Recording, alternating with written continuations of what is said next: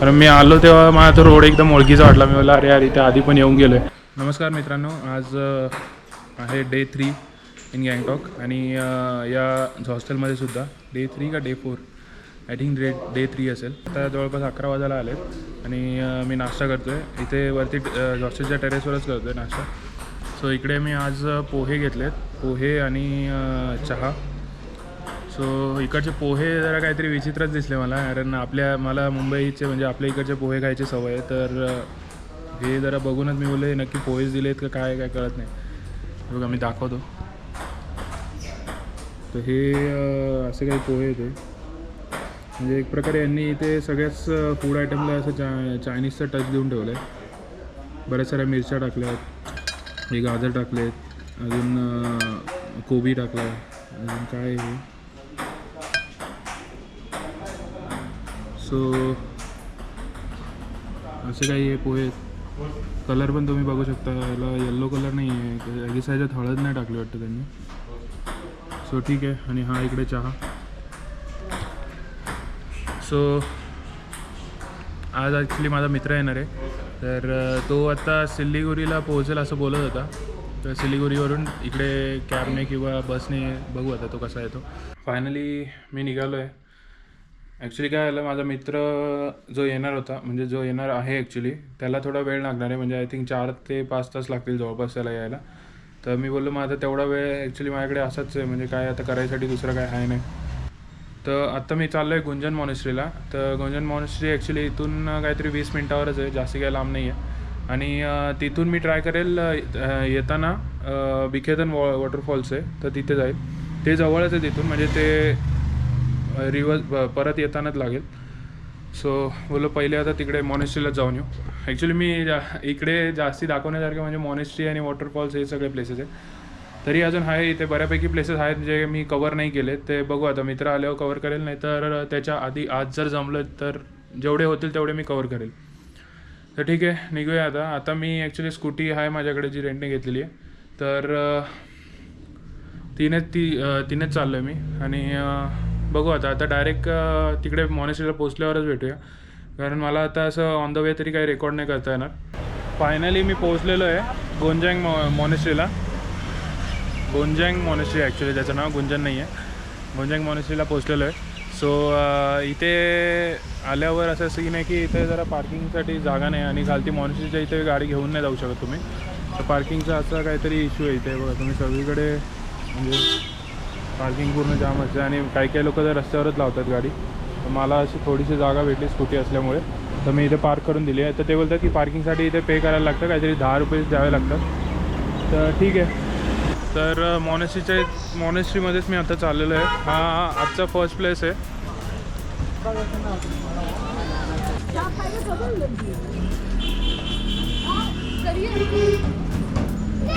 GPay है क्या? Yes. कितना? एक ही है. एक 10। एक मिनट.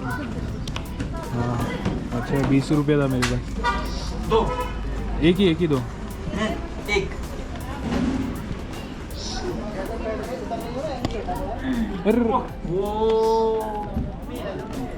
तर असं काही इकडचं एंट्री तिकीट आहे. 10 रुपये लागतात.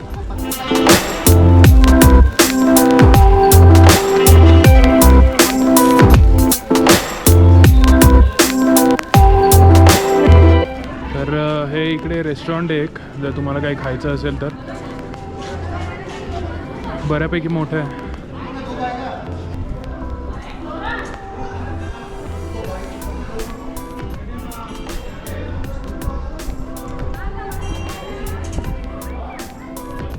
तर ही अशी काही मॉनेस्ट्री आहे इथे.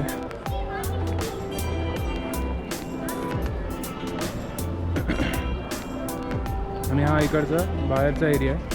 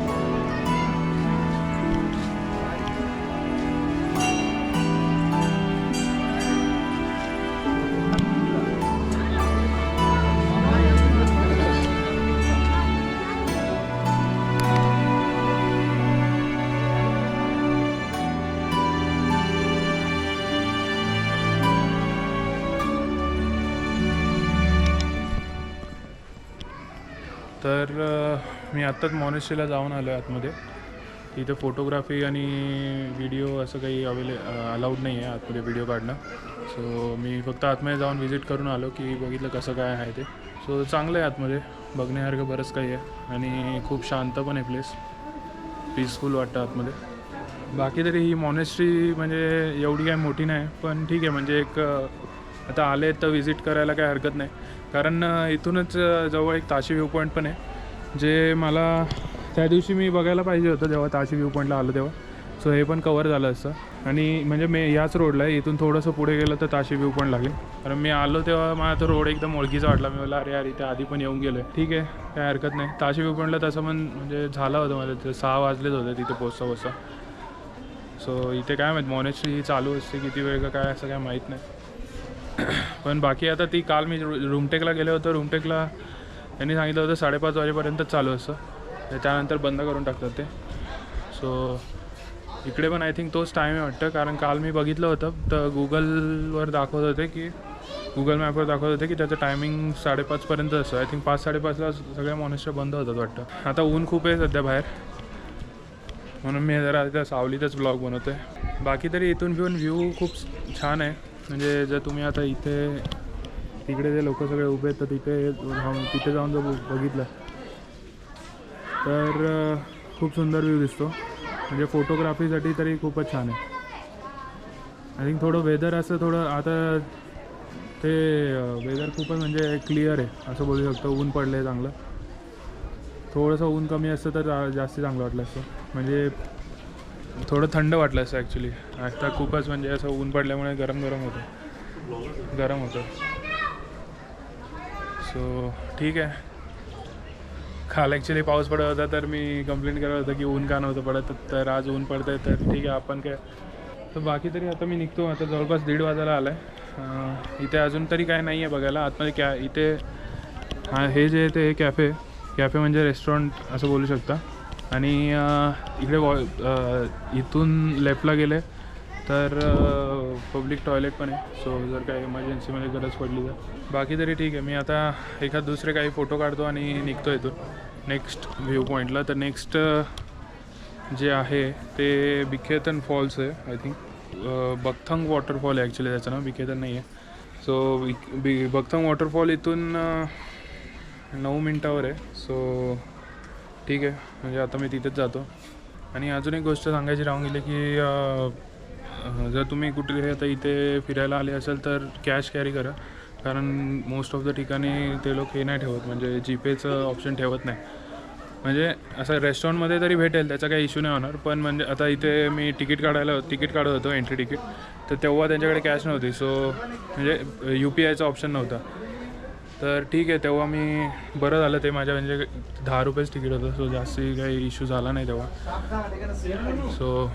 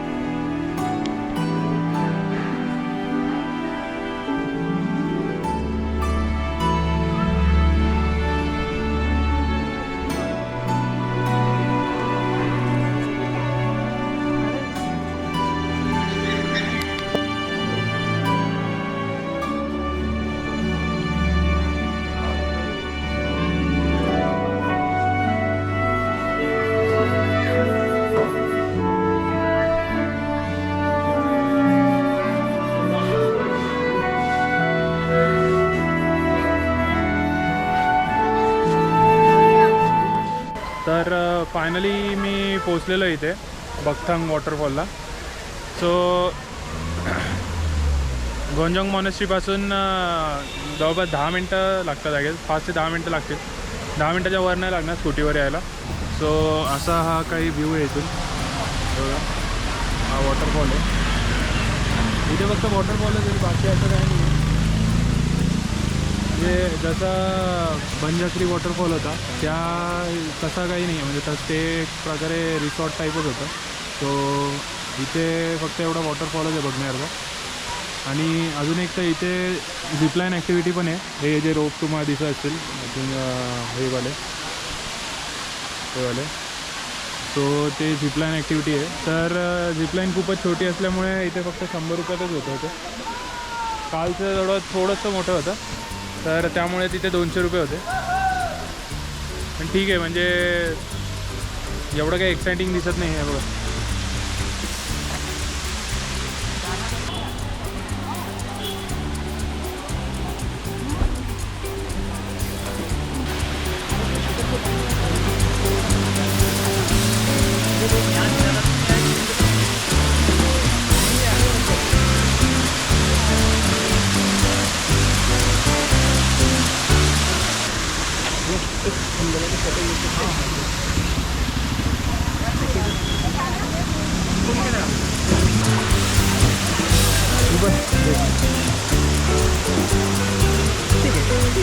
थँक्यू.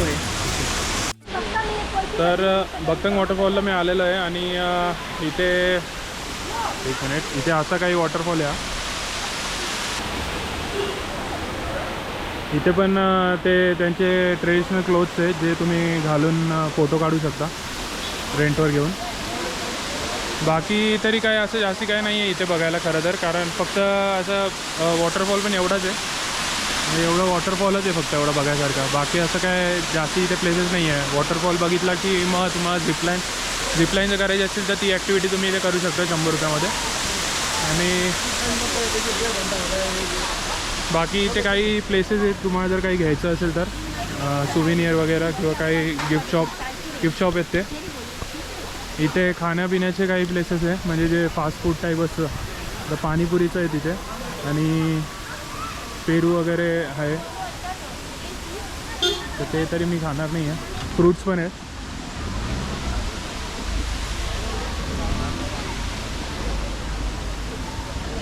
तर बस एवढंच आहे. बाकी तरी असं एक्सप्लोअर करण्यासाठी काय नाही आहे, फक्त हा एक वॉटरफॉल आहे. आणि वॉटरफॉलमध्ये इथे म्हणजे असं आहे की कोणाला असं उतरून नाही देत, कारण हे खूप खालती आहे. म्हणजे इथे बघितलं तर हे खालती आहे, तर इथे खाली कोणाला उतरून नाही यायचं. तुम्हाला फक्त इथे यायचं आहे. ह्या ब्रिज, हा समोरचा ब्रिज आहे, इथे तुम्ही उभं राहून फोटो काढायचा आहे. बस एवढंच आहे. झिपलाईन ॲक्टिव्हिटी आहे.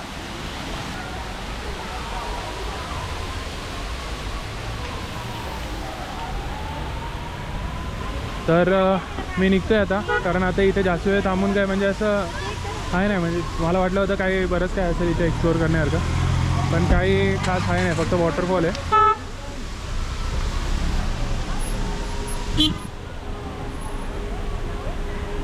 सो बघू आता नेक्स्ट प्लेसला जाण्याआधी मी काहीतरी खायचा विचार करते. आता इथून तरी इथे काय आहे नाही कसं प्रॉपर रेस्टॉरंट वगैरे. कॅफेटेरिया आहे तर तो पण खूपच छोटा आहे. सो ठीक आहे, पुढेच बघूया.